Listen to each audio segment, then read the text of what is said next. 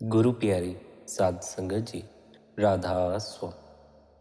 प्यारी साध संगत जी, आज के इस सत्संग में श्री गुरु नानक देव जी की वाणी ली गई है। यह पहली पातशाही श्री गुरु नानक देव जी का शब्द है। एक एक लफ्ज विचार करने योग्य है, गौर करने के काबिल है। ध्यान पूर्वक आज के इस सत्संग को अंत तक श्रवण करें। सत्संग बड़ा ही रूहानियत भरा रहने वाला है। मन को संसारिक ख्यालों में भटकाने के बजाय गुरु की याद में बिठा लें। सत्संग के वचन है, असुर संघारण राम हमारा, घट घट रमिया राम प्यार। आप कहते हैं दुनिया में दो ताकतें हैं, सुर और असुर, देवता और राक्षस, पॉजिटिव और नेगेटिव। जो ताकत जर्रे जर्रे में रमी हुई है, संत उसको राम कहते हैं। रमतीता सो राम। वैसे तो कबीर साहिब ने 4 प्रकार के राम कहे। पहला राम, रामचंद्र जी महाराज हिंदुस्तान के राजा हुए, जो त्रेता युग में आए और अपना काम करके चले गए। दूसरा राम मन है, जो अभी यहाँ है।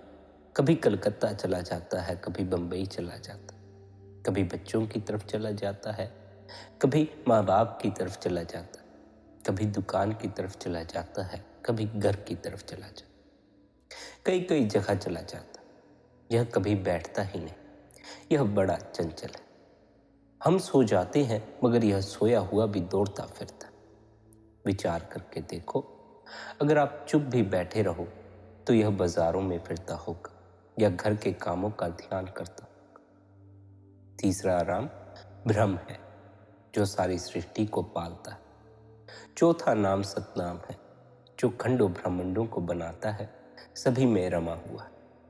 वह संतों का राम है। संत उस चौथे राम की बात करते हैं। जिस तरह रामचंद्र जी ने राक्षसों को मारा था, इसी तरह जो हमारा राम है वह काम, क्रोध, लोभ, मोह, अहंकार रूपी असुरों यानी राक्षसों को मारता।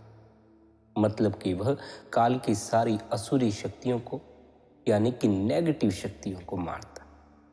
संतों का राम केवल लफ्ज़ नहीं है, संतों का नाम वह ताकत है जो जर्रे जर्रे में मौजूद है, जो जर्रे जर्रे में रमी हुई। किसी देश, किसी कौम, किसी मजहब का कोई आदमी हो, स्त्री हो या पुरुष हो, वह राम, वह शब्द, वह नाम, वह प्यारी से प्यारी धुन सबके अंदर मौजूद है। कहते हैं वह राम वाहे गुरु अकाल पुरुष सबके अंदर है, जिसको दुनिया अलग कहती। उसको कौन पहचानता है? कौन उस मालिक को पहचान पाता है? उसे गुरुमुख पहचान पाता। हम गुरुमुख कब बनते हैं? जब तुरिया पद, ब्रह्म पद पार कर लेते हैं। जो राम गुरु नानक देव जी कह रहे हैं वह सबके साथ है, हर पल सबके साथ है, कभी भी किसी से जुदा नहीं। वह अलग है, यानी दुनिया उसको देख नहीं सकती। वे गुरुमुख जिनके तीनों पर्दे उतर गए, जिन्होंने स्थूल, सूक्ष्म, कारण तीनों गिलाफ उतार दिए, उनके अंदर वह प्रत्यक्ष है। वे उस राम को देख सकते हैं। यही कारण है कि पूर्ण संत हमें बार बार अपने सत्संग द्वारा समझाता है कि आत्मा पर चढ़े पर्दे उतार दो। जिसके आत्मा के ऊपर चढ़े पर्दे उतर जाते हैं, उसे भीतर उस राम की खबर लग जाती। आप प्रार्थना करते हुए कहते हैं कि हे वाहे गुरु, हे अकाल पुरुष, हम तेरे संतों की शरण में आ गए हैं। तू कृपा करके हमें अपने साथ मिला ले। जो साधना करके गुरुमुख बन जाते हैं, तेरी शरण में आ जाते हैं। तू उनको मुक्ति दे देता है, उनका जन्म मरण से छुटकारा करा देता है। तू हमें भी अपने साथ में ला ले। हमें भी उस परमात्मा से यही प्रार्थना करनी चाहिए। हमें भी उस वाहे गुरु से यही प्रार्थना करनी चाहिए कि वह परमात्मा हमें भी किसी पूर्ण सद्गुरु की शरण बख्शे और हम पर कृपा करके हमें भी अपने साथ मिला। सारे खंडों ब्रह्मांडों पर नजर डालते हुए आप कहते हैं कि यह पानी और आग का समुद्र है, फिर गहरा इतना है कि इसकी थाह नहीं और ना ही इसका कोई किनारा है। सवाल पैदा हुआ, आग का समुद्र कौन सा है? जिस पर आप जवाब देते हैं दोज़ख यानी नरक। पानी का समुद्र कौन सा है? यह दुनिया। आग का समुद्र नर्क है, पानी का समुद्र यह दुनिया है, यह संसार। कहते हैं कि बिना सद्गुरु ना कोई अपने घर गया है न जा सकता। सारी दुनिया के लिए एक ही नियम है कि जिसको सद्गुरु मिल गया, उन्होंने नाम दे दिया, इसने कमाई की, इसकी मुक्ति हो गई। सीधा सा हिसाब है। अब यह कानून कोई आज का नहीं बना हुआ है, बल्कि युगों युगों से चला आ रहा है कि बिना सद्गुरु ना कोई अंदर गया है, ना कोई अंदर जा सकता।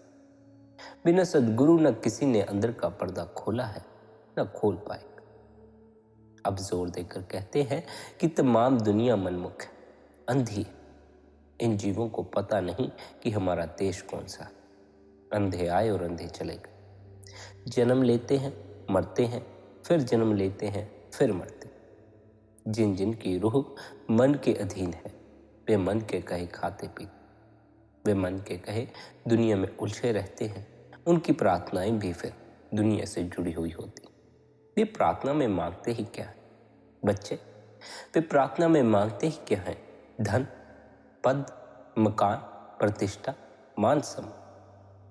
प्रार्थना का अर्थ संसारिक चीजें मांगना नहीं है, संसारिक वस्तुएं मांगना नहीं है, संसारिक लोग मांगना नहीं।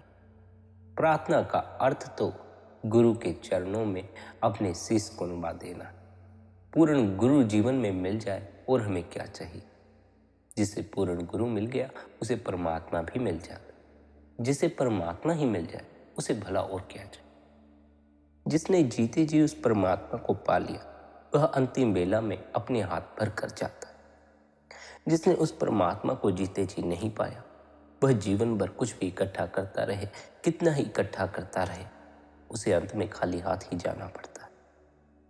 धन साथ नहीं जाएगा, मकान साथ नहीं जाएगा, बच्चे साथ नहीं जाएंगे। साथ जाएगा तो केवल और केवल भीतर का अनुभव जाएगा। भीतर का अनुभव हमारे पास नहीं है।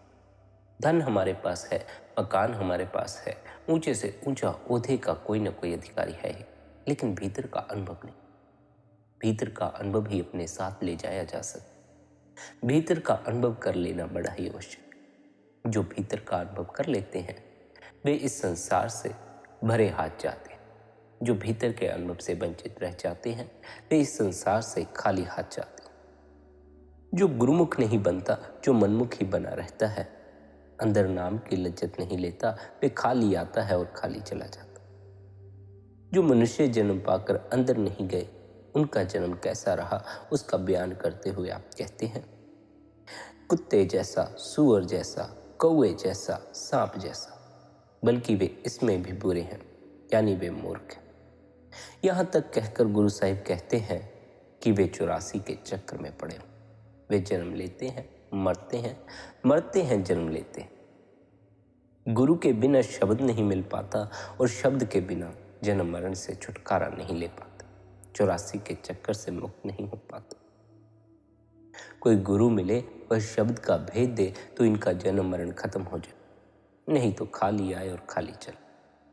दुनिया के बहुत से लोगों को तो अपने असली घर सचखंड का ख्याल ही नहीं। मन हमारी आत्मा को बाहर ही बाहर लिए फिरता है, अंदर बैठता ही नहीं। यह न सोते समय बैठता है, न जागते समय बैठता। अगर सोते होंगे तो स्वप्न लाएगा, अगर जागते होंगे तो दुनिया के ख्याल आए। इसलिए इसको सुख है ही नहीं। हर एक आदमी जहां जहां भी बैठा है अपना अपना जाल तान कर फंसा हुआ। दुकानदार अपने काम में फंसा और उलझा हुआ है, जमींदार अपने काम में उलझा हुआ है। इसी तरह औरों का भी हाल है। सभी अपने अपने काम में उलझे हुए हैं, भीतर विचारों का जाल तान कर फंसे हुए। सभी दिन रात काम करते जाते हैं। जब मौत आई तो नया जन्म मिल गया, फिर मौत आई, फिर जन्म मिल गया। सबका यही हाल है, कोई भी खाली नहीं, किसी न किसी चीज में उलझे ही पड़े। यह इंद्रियों के भोगों के लिए तथा दूसरी लज्जतों के लिए न जाने क्या क्या करता रहता है। आप कहते हैं, अफसोस सारी दुनिया अंधी है, इनको सोच ही नहीं। लोभ ने सारी दुनिया को अंधा किया हुआ है। सभी अंधे होकर बेशुमार पाप करते और फिर इन्हीं को ही भोगना पड़ता। जब नरकों में जाते हैं फिर रोते हैं। इनको पता ही नहीं कि इसका बदला इन्हें भुगतना पड़े। यह तो आम मशहूर है कि लालच बुरी भला है। लालच में पड़कर दुनिया बहुत कुछ करती। कहते हैं कि अगर कुंवारी लड़की या विधवा औरत कितनी भी श्रृंगार करे, कितने ही गहने कपड़े पहने, वह दिखाएगी किसको? रूह का पति कौन है? वाहे गुरु अकाल पुरुष और वह परमात्मा। मगर इसने मन को पति बना लिया। अब मन भी आजाद नहीं, यह आगे इंद्रियों के वश में।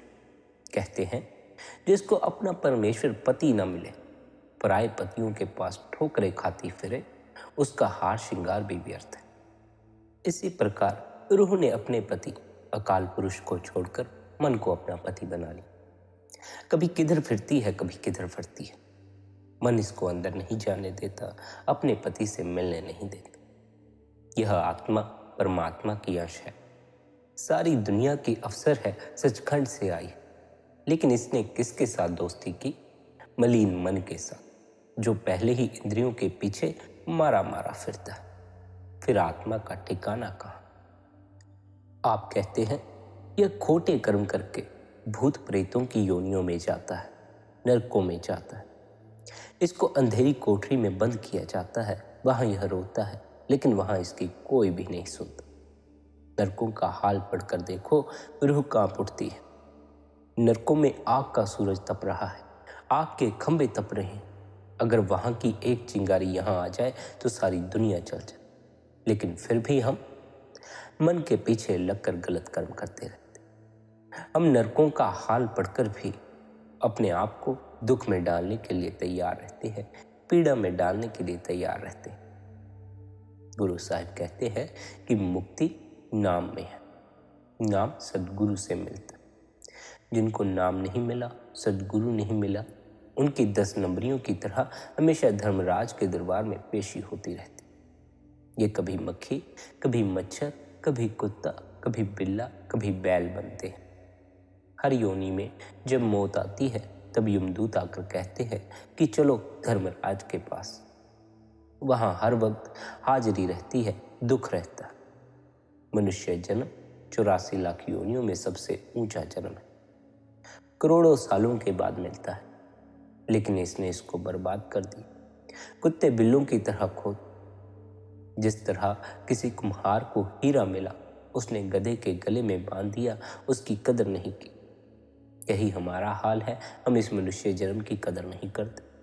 हम सोचते हैं हमें यह जन्म मिला है संसारिक भोग भोगने के। नहीं, हमें यह जन्म मिला है उस मालिक से मिलाप करने के लिए। जब कुम्हार ने गधे के गले में पड़ा वह हीरा निकाला और जोहरियों की दुकान पर गए, तो उसका मूल्य लाखों करोड़ों रुपए आंका गया।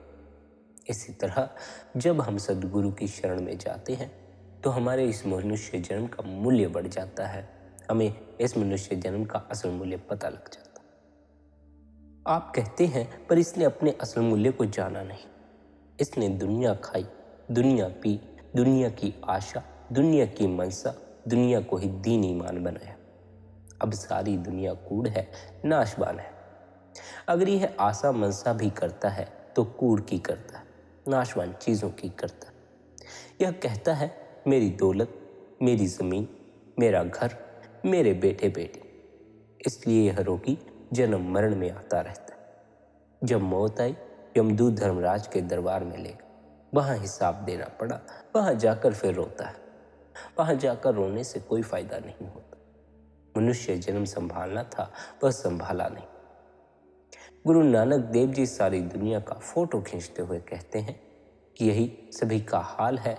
सभी को जब मनुष्य जन्म मिलता है तब वे उसकी संभाल नहीं करते, फिर पीछे पछताते हैं जब यमदूत उसे आकर ले जाते। यह सारी उम्र बेटे बेटियों के साथ प्यार, काम क्रोध, विषय विकार और अन्य खोटे कर्म करता है। जब मौत आई, यमदूत सारी उम्र के पुण्य और पापों का बोझ इसके सिर पर रखकर कहते हैं कि चल अब तेरे पाप और पुण्य का हिसाब करते हैं। कहते हैं कि नेकियों और बदियों का भार सिर पर है, चला जाता नहीं। यमदूत जूते मारते हैं कि चल भाई चल। जीते जी मुक्ति हासिल किए बिना यमदूतों से छुटकारा नहीं पाया जा सकता। आदि युगादि से मुक्ति हासिल करने का सामान संसार से पार जाने का सम्मान क्या है? उसका जवाब देते हुए आप कहते हैं, सद्गुरु मल्लाह है और नाम का जहाज है। जब तक सद्गुरु नहीं मिलता और उससे परमात्मा का नाम नहीं मिलता, हम संसार समुद्र से पार नहीं जा सकते। वह मुक्ति का मार्ग है, वह कानून जो परमेश्वर ने आदमी के अंदर रखा हुआ है, आज का नहीं बल्कि जिस दिन से दुनिया बनी है उसी दिन से है, यानी आदि जुगादि से चला आ रहा है। फिर वह किसी मनुष्य का बनाया हुआ कानून नहीं बल्कि खुद उस परमात्मा ने बनाया है। जो मुक्ति है वह अंदर शब्द धुन में। न सद्गुरु मिला, न नाम का जहाज मिला, न अंदर शब्द धुन को पकड़ा, फिर मुक्ति कैसे हासिल हो सके? कहते हैं बचाने वाला सद्गुरु है। जिन्हें जीते जी सद्गुरु मिला नहीं, उसने मनुष्य जन्म से कोई फायदा नहीं उठाया। अगर किसी सद्गुरु के पास जाओ, भजन सिमरन करो, उसके साथ प्रेम प्यार करो, तो मनुष्य जन्म सफल हो जाएगा। पर अगर सद्गुरु के पास गए भी, भजन सिमरन नहीं किया, सद्गुरु पर विश्वास नहीं किया, प्यार नहीं किया, तब फिर मनुष्य जन्म सफल नहीं हो पाए, तब फिर भीतर की खबर नहीं लग पाई। इसके विपरीत अगर इस दुनिया से कोई पार गए हैं तो गुरमुख गए, अगर कोई फायदा उठा गए हैं तो गुरमुख गए, मनमुख नहीं उठा पाते। मनमुख बने रहे तो मनुष्य जन्म का लाभ न उठा सकोगे। अपने आप को गुरमुख बनाओ, गुरु की हिदायतों का पालन करो। यदि हम गलत तरह के कर्म करें तो यह रूह नरकों की आग में जाकर जलती है, क्योंकि यह किसी गुरमुख से नहीं मिली, न सच के साथ प्यार की। यह दुनिया झूठ है, इसका सामान झूठ है। जिसने दुनिया और दुनिया के लोगों के साथ प्यार किया, नाशवान चीजों के साथ प्यार किया, वह भी नष्ट हो जाता। अमृत रूपी नाम भीतर मौजूद है और गुरु नाम का दाता है। अगर गुरु के पास जाएं, वह हमें रास्ता बता दे और हम उस रास्ते पर चलकर भजन बंदगी करके निरंतर कमाई करें, अपने अंतर में जाए, मन स्थिर हो जाए, तो परमात्मा प्रकट हो जाए, सारे दुख दूर हो जाए, फिर हम सदा के लिए सुखी हो जाए। सबसे बड़ी बुद्धिमानी क्या है कि आप नाम की कमाई करो। गुरु अपने पास से कुछ नहीं देता, बल्कि जब आप उसके पास जाओगे वह कहेगा, भाई तेरे अंदर नाम है, अंदर जा और उसको प्रकट कर, मगर बिना भाग्य के अंदर जाए को। भाग्य उनका बनता है जिनकी नीयत नेक होती है, जिनका दिल साफ होता है, जिनके भीतर किसी तरह की मलिनता नहीं होती, दूसरों को चोट पहुंचाने की भावना नहीं होती, दूसरों के प्रति अहित की भावना नहीं होती। गुरु से मिलाप होना, गुरु का सत्संग सुनना, नाम का मिलना, नाम की कमाई करने का मौका मिलना बड़े ही ऊंचे भाग्य की बात होती है। जिन्हें पूर्ण सद्गुरु मिला हो, नाम की कमाई करने का मौका मिला हो, उन्हें सदा यह स्मरण रखना चाहिए कि उनका भाग्य उन्हें परमात्मा तक पहुंचाना चाहता। यदि वे मन में फंसे रहे तो परमात्मा तक पहुंच ना पाएंगे। मन को छोड़कर परमात्मा तक पहुंच जाएंगे, गुरु की हिदायत पर चलकर परमात्मा तक पहुंच जाएंगे।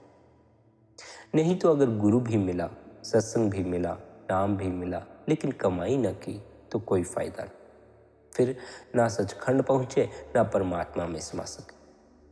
अगर सद्गुरु नाम दे दे और हम प्रेम के साथ उसकी कमाई करें, तो सतगुरु उजाड़ों, पहाड़ों, जंगलों, मतलब कि जहां भी जाए, साथ रहता है और मदद करता है। हम फिर चाहे अपने घर पर हों, चाहे गुरु के आश्रम में हों, चाहे गुरु से कितनी ही दूर हों, किसी दूसरे देश में हों, तभी गुरु फिर हमारे साथ होता है। पर कमाई करने वालों के साथ गुरु होता है, जो कमाई नहीं करते, गुरु उनके पास आ नहीं पाता। हमारी अंदर की आंख नहीं खुली, इसलिए हम देखते नहीं, साथ तो वह अब भी है। जिनका पर्दा खुला है उनको नजर आता है। वे जिस वक्त मर्जी गुरु से बात कर सकते। पर्दा खोल लो, आप भी गुरु से बातें कर पाएंगे, आप भी उस परमात्मा से बातें कर पाएंगे। यह शरीर मिट्टी है, यानी यह आग, हवा, आकाश, पानी और मिट्टी का बना हुआ पुतला है। अगर अंदर पर्दा नहीं खुला तो यह फिर मिट्टी हो जाएगा। जो मनमुख है उनका हृदय पत्थर की तरह है। वे इतना भी नहीं जानते कि उनके अंदर नाम है, वह परमात्मा। और अधिकतर दुनिया तो मनमुख ही है। ज़्यादातर दुनिया तो मन के पीछे ही लगी। यह जो दान पुण्य, तीर्थ व्रत और अन्य शुभ कर्म करता है, उसका कोई असर नहीं। चीज़ है अंदर, यह खोजता है बाहर। मिले कैसे? अगर दान पुण्य किया तो स्वर्ग मिल जाएगा, अगर पाप किए तो नरक मिल गया, लेकिन मुक्ति नहीं।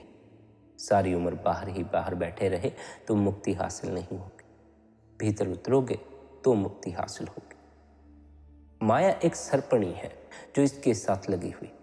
इस माया ने बेशुमार घर बर्बाद किए और सबका घर बर्बाद करने पर तुले। सद्गुरु मिलता नहीं, माया के प्यार में जन्म बर्बाद हो जाता है। माया हमें खा जाती। जब सारी उम्र माया से प्यार किया तो मौत के वक्त सामने क्या आए? माया और माया के पदार्थ, और कुछ भी ना आ सकेगा। सद्गुरु ना आ सकेगा। बिना सद्गुरु न रास्ता मिलता है, न प्यार आता है, और न गुरु भक्ति का रंग चढ़ता है। कहते हैं अगर यह पर्दा खोलकर अंदर जाता, इसको भक्ति का रंग चढ़ जाता, मगर इसने कुछ भी नहीं की। जो भक्ति के रंग में रंग गए, परमात्मा उनके साथ प्यार करता है, उनको पास बैठाता है और उन पर भरोसा करता है। उन्हीं पर परमात्मा नाम की बख्शिश करता है। बिना नाम मुक्ति नहीं, बिना नाम सुख नहीं। हर एक आदमी के अंदर नाम है, मगर बिना सद्गुरु के इसके बस की बात नहीं कि उस नाम को प्रकट करे। जब सद्गुरु से नाम का भेद लेकर अंदर जाओ, तब वह नाम मिलता है जिसको पाकर मुक्ति मिलेगी। सो जिनको नाम नहीं मिला, जिन्होंने माया खाई, माया पी, वे मनमुख हैं। वे जन्म लेते हैं और मरते। वे अंधे आए और अंधे चले गए। सारा संसार सत, रज और तम तीनों गुणों का बना हुआ। यह तीनों गुणों में खप खप कर मर गया, इसने अपना कुछ नहीं बनाया। आगे यह सवाल पैदा होता है कि मनमुखों को मौत के बाद कहाँ भेजा जाता, जिसका जवाब देते हुए कहते हैं कुत्तों के जन्म में, सूअरों के जन्म में, दूसरे निचले बुरे जन्म। जिस तरह कुत्ते भौंकते आए, भौंकते चले गए, इसी तरह वे भौंक भौंक कर मर गए। उन्होंने जन्म के असल मकसद को नहीं जाना। उनका मन भी झूठा है, उनका तन भी झूठा है। वे सद्गुरु के पास नहीं गए और न मनुष्य जन्म से ही कोई फायदा उठाया। उनको निज कर कोई नहीं जाने देता, बल्कि उनको खोटी खोटी योनियों में ही रखा। अगर हमारे ऊंचे भाग्य हों, हमें सद्गुरु मिल जाए और वह नाम दे दे, तो हमें नाम की शरण लेनी चाहिए, यानी हमें नाम की कमाई करनी चाहिए। नाम की कमाई किए बगैर भीतर पर्दा नहीं खुलने वाला। नाम की कमाई करके रूह को नाम के साथ जोड़ दो, तब कहीं जाकर बचाव हो सकता है, वरना कोई बचाव नहीं हो सकता। जिनको सद्गुरु ने नाम दे दिया, वे देर सवेर सचखंड जरूर पहुंच जाएंगे। खंड ब्राह्मण पलट जाएं, लेकिन संतों का वचन नहीं पलटता। जिस हृदय में नाम का बीज पड़ गया, चाहे सारा ब्रह्मांड सूख जाए, लेकिन वह बीज नाश नहीं होता, वह जरूर उगेगा। अगर सद्गुरु का जीव नरकों में भी चला जाए तो भी सद्गुरु से नहीं छोड़ता।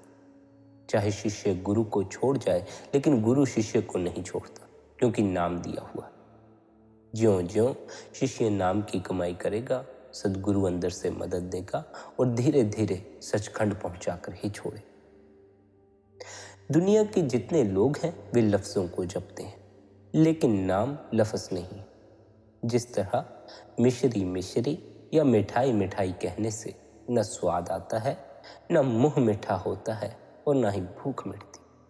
अगर उसको खा लो तो भूख भी मिट जाती है और स्वाद भी आ जाता है। इसी तरह जिसको हम अल्लाह, वाहिगुरु, खुदा, राम, रहीम कहते हैं, वह और है, और अल्लाह, वाहिगुरु, खुदा, राम, रहीम लफ्ज और है। हम लफ्ज जपते हैं। जब हम 9 द्वार छोड़कर 10वीं गली में चढ़ते हैं तो नाम मिलता है। जो धुन करोड़ों खंडों ब्रह्मांडों को पैदा करती है, वह नाम है। अगर लफ्ज नाम हो तो गुरु के पास जाने की क्या जरूरत है? फिर तो हमें लफ्ज सारे पता ही हैं, हम सभी लफ्जों को जपते रहें, किसी न किसी दिन पहुंच जाए। लेकिन लफ्जों को जपते रहने से हम कहीं नहीं पहुंचते, इसलिए सद्गुरु की शरण में जाना पड़ता है, ताकि हम सच में कहीं पहुंच सकें, सच में हमें आनंद का अनुभव हो सके। सच में हमें परमात्मा का अनुभव हो सके। जो असली नाम है वह सद्गुरु के पास है। बिना सद्गुरु के कौमों की कौमें खाली आई और खाली की खाली चली गई, फिर 84 के चक्कर में पड़ गई। नाम यूं तो है हर एक के अंदर, लेकिन सद्गुरु की कृपा से हासिल होता। जब आप नाम की कमाई करोगे, मुक्ति खुद ब खुद मिल जाएगी, वरना करोड़ों वेद शास्त्र पढ़ लो, मुक्ति नहीं मिलती। अगर गुरु नाम का भेद दे दे तो नाम की कमाई करना बड़ा ही आवश्यक है। यदि कोई नाम की कमाई करता नहीं है, नाम लेकर बैठ गया है और सोचता है मुक्ति हासिल हो जाएगी, उसे मुक्ति हासिल नहीं होती। नाम की कमाई करनी पड़ती है, तब कहीं जाकर मुक्ति हाथ लगती है। बिना नाम के दुनिया के लोग बेटे बेटियों के मोह में, शराबों कबाबों की लज्जतों में और काम क्रोध जैसे विकारों में अपने आप को धक्के देते रहते। नाम की तरफ उनका कोई ख्याल नहीं आता। नतीजा यह होता है कि मौत के बाद 84 में जाते हैं। यमदूत उन्हें अपने साथ ले जाते हैं। सद्गुरु नहीं आता, वह परमात्मा नहीं आता। संतों का काम हमें होका देना है। हम कमाई करें या ना करें, यह हम पर निर्भर करता है। संत कोई हमसे जबरदस्ती नहीं करते कि भाई नाम की कमाई करो ही। नहीं करनी तो हमारा फैसला है, करनी है तो हमारा फैसला। संत तो केवल हमें यह समझा देते हैं कि नाम की कमाई करने से जीवन से दुख विदा हो जाता है और जीवन में सुख का आगमन होता है। संत तो हमें यह समझाते हैं कि नाम की कमाई करने से संसार से छुटकारा हो जाता है, परमात्मा से मिलाप हो जाता है। हम पर निर्भर करता है कि हम परमात्मा से मिलाप करना चाहते हैं या नहीं। जो करना चाहते हैं वे नाम की कमाई करते भी हैं। ऐसे बड़े साधक हैं जिनका परमात्मा से इतना प्रेम है कि वह नाम की कमाई ही करते रहते, वे उस नाम में ही डूबे रहते। लेकिन फिर ऐसे भी व्यक्ति हैं, ऐसे भी साधक हैं जिन्हें नाम तो मिल गया लेकिन नाम की कमाई नहीं करते। कमाई वे संसार की ही करते हैं, कमाई वे संसार की ही करना चाहते। संत यह नहीं कहते कि आप नाम की कमाई करो, बस इतना कहते हैं कि नाम की कमाई करने वालों को जीवन में कोई दुख नहीं रह जाता। जिन्हें जीवन में दुख से ऊपर उठना हो, सुख का अनुभव करना हो, उन्हें नाम की कमाई करनी चाहिए। जिन्हें दुख में ही पड़े रहने का शौक हो, जिन्हें अब दुख में भी सुख मालूम पड़ता हो, दुख जिनकी आदत हो गई हो, वे ना भी करें तो क्या फर्क पड़ता। यह मार्ग उनके लिए है जो सच में सुखी होना चाहते हैं, उनके लिए नहीं है जो किसी न किसी ढंग से दुख में पड़े रहना चाहते।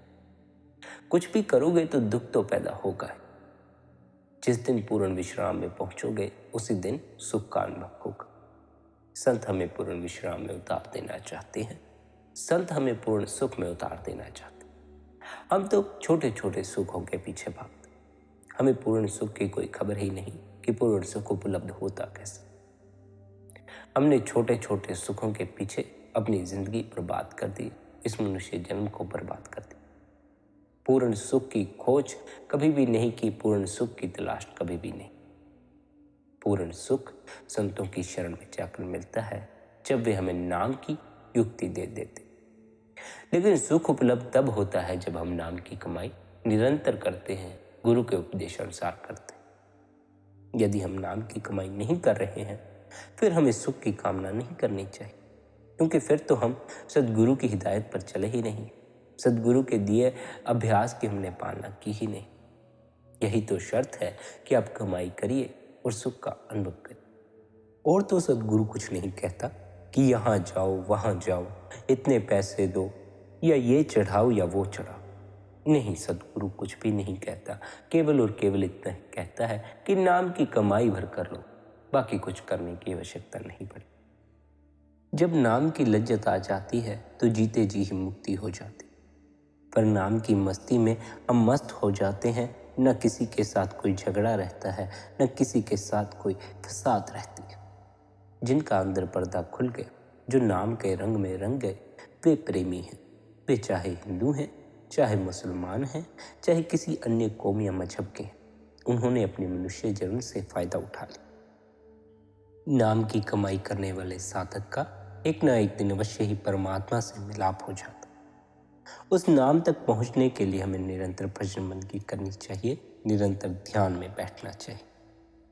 भजन बंदगी के समय हमारे अंदर भजन करने के लिए उत्साह और लगन होनी चाहिए, लेकिन भजन में बैठते समय हमारा मन बिल्कुल शांत होना चाहिए, क्योंकि मन निराश होना भी शुरू कर सकता है। भजन बंदगी के समय कोई इच्छा लेकर भीतर ना बैठे। यदि आप कोई इच्छा रखकर भीतर बैठ गए, तब यह हो सकता है कि आप 3-4 घंटे ध्यान में बैठें और कुछ दिखाई ना दे। फिर मन अशांत हो जाएगा, फिर मन निराश हो जाएगा, फिर मन कहेगा कि इतना समय भजन में बैठकर अगर कुछ दिखाई नहीं पड़ा तो मैं ध्यान में दोबारा क्यों बैठूं। अगर आप कुछ पाने की इच्छा लेकर बैठेंगे तो निराश होने की संभावना है, लेकिन अगर आप इन बातों के बारे में सोचते रहने के बदले भजन में बैठकर एकाग्र होने की कोशिश करेंगे तो आपको अंतर में होने वाली थोड़ी सी उन्नति भी खुशी देगी। जब हम भजन में बैठे उस समय हमारे अंदर प्रेम, भक्ति और विश्वास के भाव होने चाहिए। मन तो हमेशा ही ऊपर नीचे दौड़ता रहता, वह अलग बात है। हमें तनाव रहित शांत मन के साथ भजन में बैठना चाहिए। जब हम शांत मन के साथ भजन में बैठेंगे तब हमारा भीतर नाम से मिलाप हो जाए।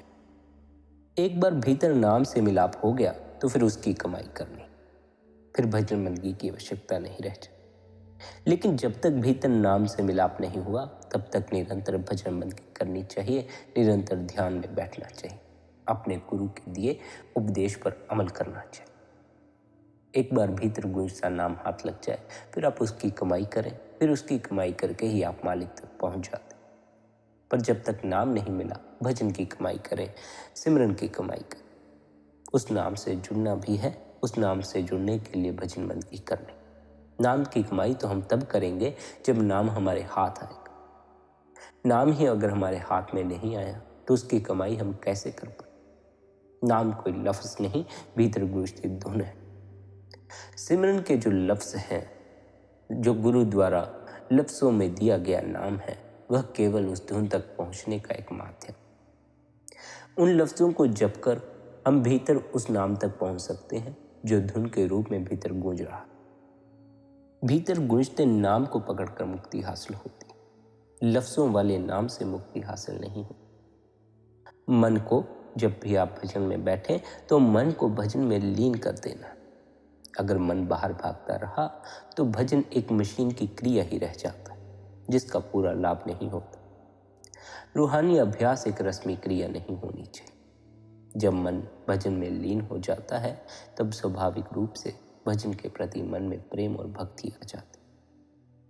प्रकाश सबके अंदर मौजूद है, वह नाम सबके अंदर मौजूद है, चाहे किसी को पूर्ण सद्गुरु से नाम मिला हो या नहीं। यह अंदर आंखों के बीच में है और जैसे ही जरा सी भी एकाग्रता होती है हमें यह प्रकाश दिखाई देता है। यह एकाग्रता चाहे पढ़ने से हो, भावों के आवेश से हो, किसी और वजह से हो या भजन से हो। जिस क्षण भी हम आंखों के केंद्र पर एकाग्र होंगे हम उस प्रकाश को देखेंगे। उस प्रकाश से शब्द की मीठी ध्वनि निकल रही, उस प्रकाश से नाम की मीठी ध्वनि निकल रही है। उस नाम से जुड़ जाना है, उस नाम से जुड़कर मुक्ति होगी। लेकिन उस नाम तक पहुंचने के लिए आवश्यक है कि आप भजन द्वारा अपने मन को भीतर ठहरा लें। जब आप भजन में बैठते हो तो आपका पूरा ध्यान केवल भजन में ही होना चाहिए। यह नहीं सोचना चाहिए कि आप कितनी देर भजन में बैठे, कितना समय हो गया, कब तक बैठे। आप चाहे घड़ी ना भी देखें और आप सोचते रहते हैं कि आप अपने निश्चित समय तक भजन में बैठ चुके हैं या उससे ज़्यादा देर तक बैठ गए, और यह सोचना बाधा बन रहा है। यह सोचना उस शब्द तक पहुंचने नहीं दे, उस नाम तक पहुंचने नहीं दे। अगर आपका मन यही सोचता रहेगा कि आपको कितनी देर बैठना है और कितना समय बीत चुका है, तो आप एकाग्र होने की कोशिश नहीं कर रहे हैं, केवल समय के बारे में सोच रहे हैं। इसलिए आपको चाहिए कि दुनिया के सारे ख्यालों को दूर करके मन को सिमरन में लगाएं। अपने हाथ में एकाग्रता का महत्व है, समय का नहीं।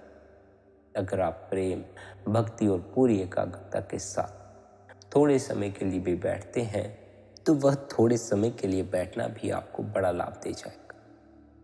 पूरे ध्यान और एकाग्रता के साथ लगन पूर्वक किया गया 10 मिनट का भजन फैले हुए मन से किए गए कई घंटों के भजन से कहीं अधिक मूल्यवान। भजन की गहराई और एकाग्रता अधिक महत्वपूर्ण है। कितने समय के लिए किया गया यह महत्वपूर्ण नहीं। प्रेम और भक्ति के साथ एकाग्र होकर शब्द में लीन होना 10 घंटे के भजन में बैठकर सारी दुनिया की बातें सोचते रहने से कहीं अधिक महत्वपूर्ण। लेकिन इसका यह भी अर्थ नहीं कि आप गुरु द्वारा बताए निश्चित समय तक न बैठें, केवल कुछ समय बैठकर ही उठते रहें और कहें कि मैंने प्रेम भाव से की। नहीं, सच्चा प्रेम तो बंदगी द्वारा ही प्रकट होगा। सच्चा प्रेम तो तभी प्रकट होगा जब यह मन ठहरने लगे। जितना ज्यादा आप समय दे सकें या जितना भी समय आप आसानी से निकाल सकें उतना समय तो अवश्य ही दें। लेकिन भजन प्यार के साथ होना चाहिए। मन को साथ लेकर भजन मत कर। मन वरना भजन के समय भी बाहर के ख्यालों में भटकाता रहेगा। आपके अंदर भजन में बैठने की इच्छा होनी चाहिए, अंदर जाने की इच्छा होनी चाहिए। भजन में बैठने में आनंद का अनुभव होना चाहिए। दरवाजा बंद करके अपने आप को जबरदस्ती बाहर जाने से रोकने पर जबकि मन हर पल बाहर भागता रहे कोई खास फायदा नहीं। भक्ति यानी लगन और एकाग्रता के साथ किया गया केवल कुछ समय का भजन भी आपको अधिक फल दे जाता है। इसलिए लगन और एकाग्रता के साथ भजन करना है, ना कि मन की भटकन के साथ ध्यान करना है और मन की अशांति के साथ ध्यान करना है। एकाग्रता और प्रेम भाव से भजन बंदगी करनी है, उसका अवश्य ही फल मिलता। कभी कभार हमें भजन के समय झटके भी लगते हैं।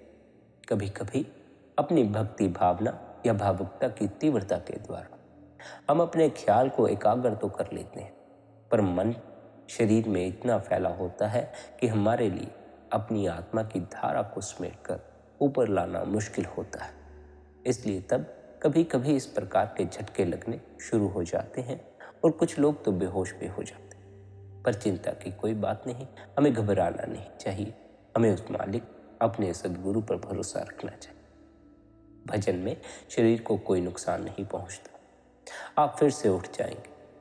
अगर आपको ऐसे झटके महसूस हों तो आप किसी सख्त चीज का सहारा लेकर या आराम से कुर्सी पर बैठकर भजन सिमरन कर सकते हैं। ये झटके कभी कभी आते हैं पर कुछ समय बाद ये बंद हो जाते हैं। जब हम भजन के समय यहाँ आंखों के केंद्र में एकाग्र होने की कोशिश करते हैं तो आंखों पर भी मामूली सा दबाव महसूस होता है, क्योंकि हमारी आंखें अनजाने में ऊपर की ओर पलटने लगती हैं। पर आंखों को हल्के से 1 या 2 बार सहला लेने से यह दबाव भी ठीक हो जाता है। हमें इस बात की भी फिक्र नहीं करनी चाहिए। माथे में भी साधारण सा दबाव महसूस होता है, पर उसे भी इसी प्रकार ठीक किया जा सकता है। जब आप भजन में बैठे आपको अपनी आंखों के विषय में कुछ भी नहीं सोचना है, ना अंदर जाने से रोकने के बारे में और ना ही उन्हें अंदर उल्टाने के बारे में। आंखें बंद करके उनको भूल जाए। आंखों पर किसी तरह का कोई भी दबाव नहीं पड़ना चाहिए। उनकी ओर ध्यान ही न दें। जब आप सोते हैं तो सोने के लिए अपनी आंखों पर जोर नहीं डालते। आप सिर्फ आंखें बंद करते हैं और सो जाते हैं। उसी तरह स्वाभाविक रूप से अपनी आंखें बंद कर लें और सुमरन करें। यही सहज ढंग है। आंखों को जोर जबरदस्ती तीसरे दिल पर टिकाने की कोई आवश्यकता नहीं। जब आप आंखें बंद करते हैं तब आप वहीं होते हैं जहां आपको होना चाहिए। वहां रहते हुए सिमरन करें, ध्यान जमाएं। जब आप आंखें बंद करते हैं तब आप कहीं बाहर नहीं होते। आप यहाँ आंखों के बीच में होते हैं, बशर्ते कि आपका मन कहीं बाहर नहीं भाग रहा। जब आप आंखें बंद करें तब किसी नुक्ते को ढूंढने की कोशिश न करें। अपनी आंखों को ऊपर की ओर उल्टाकर इन बाहर की आंखों से कुछ तलाश करने या कोई नुक्ता ढूंढने की कोशिश न करें। आंखों पर किसी प्रकार का दबाव नहीं डालना चाहिए। आंखें बंद करने पर आप अपने आप वहां पहुंच जाएंगे जहां आपको होना चाहिए और वहीं आपको एकाग्र होने की कोशिश करनी चाहिए। आपको अंदर कुछ ढूंढने के लिए आंखों को उल्टाने की जरूरत नहीं है, क्योंकि इन बाहर की आंखों का अंदर दिखाई देने वाली चीजों से कोई संबंध नहीं है। ये आंखें केवल बाहर संसार के कामकाज के लिए हैं। इसलिए इन आंखों को ना तो अंदर उल्टाने की आवश्यकता है, ना ही किसी खास नुक्ते पर इन्हें केंद्रित करने की आवश्यकता, क्योंकि ऐसा करने से आपकी आंखों पर जोर पड़ेगा और आपको दबाव महसूस होगा। अंतर में देखने वाली आंख अलग ही है। इन बाहरी आंखों से अंदर नहीं देखा जा सकता। अंतर में देखने वाली आंख खोल लेनी होगी, जो कि अंदर के नज़ारे देख सकती है। आंखें बंद कर ले और उनके बारे में भूल जाए और तीसरे तिल पर ख्याल रखकर सिमरन करें। जब आप वहां अपने ध्यान को ठहराने में सफल हो जाएंगे, तब आप शब्द को पकड़ सकेंगे, यानी भीतर नाम को पकड़ सकेंगे। बल्कि शब्द ही आपको ऊपर की ओर खींचेगा, वह नाम ही आपको ऊपर की ओर खींचता ले जाएगा और आप प्रकाश में पहुंच जाएंगे। उस नाम से जुड़कर ही मुक्ति हासिल होती है। उस नाम से जुड़कर ही जन्म मरण से छुटकारा होता है।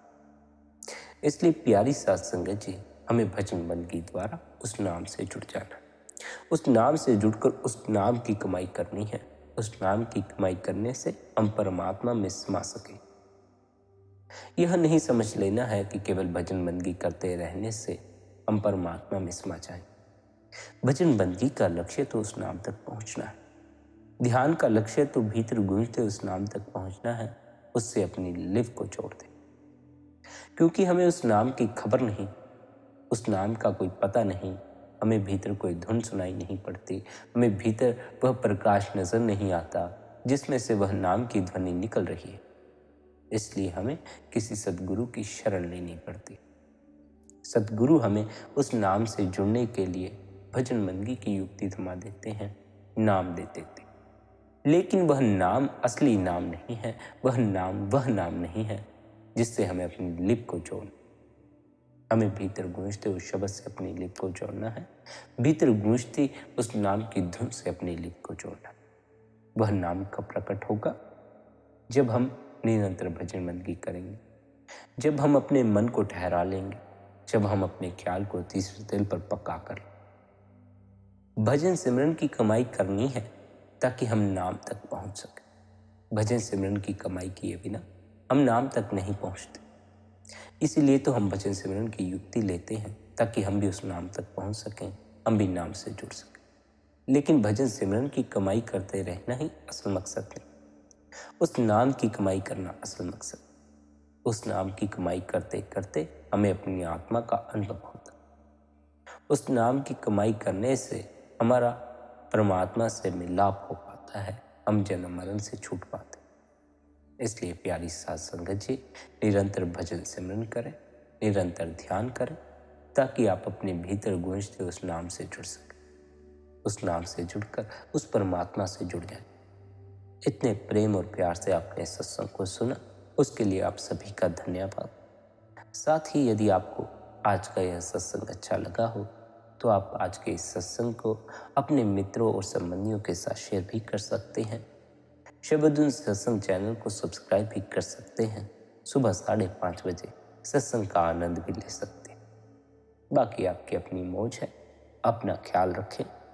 आप सभी के भीतर बैठे कुल मालिक को प्रणाम। आप सभी को प्रणाम। राधा स्वामी जी।